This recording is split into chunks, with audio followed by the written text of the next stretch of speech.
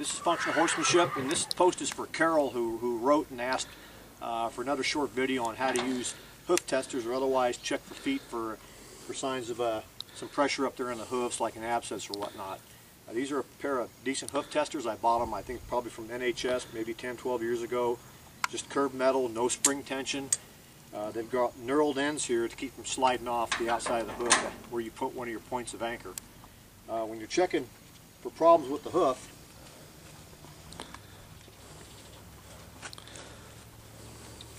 foot.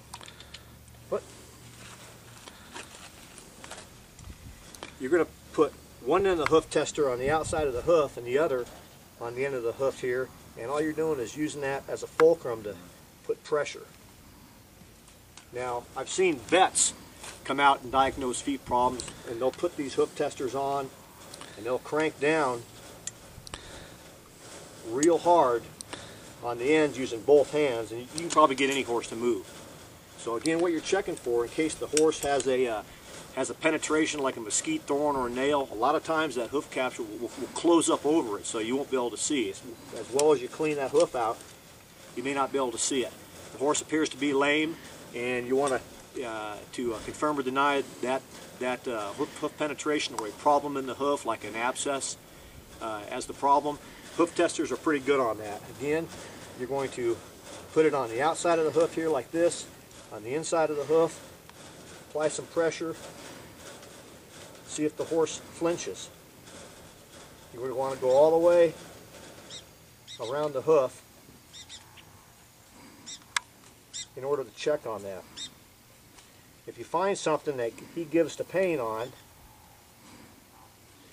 it may indicate he's got an abscess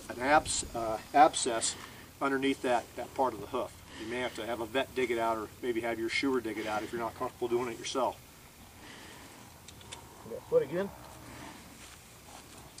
Sometimes if an abscess that goes untreated will actually come out the hard part of the hoof, usually up near the coronet band, and that's a good example that you've had an abscess. You couldn't get it from the bottom side, and it just grew its way up and got out.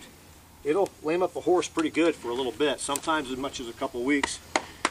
Generally, they'll show some lameness. They'll get really lame and then start to get better. But it's better to dig that out and treat it.